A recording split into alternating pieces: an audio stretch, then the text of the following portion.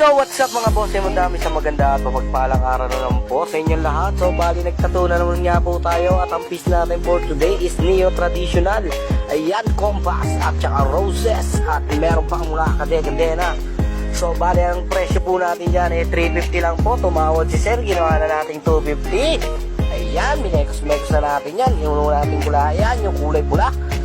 Ayan o, yan ang ating finished product, mga mekos-mekos. Sa mga gustong patatuo po may magtanong, libre po yan. PM nyo lang po ako, open for home service. At yan po ang aking finished product. Mga kit, ayan o, forma, neo-traditional. PM lang po sa nais magpatato, open for home service.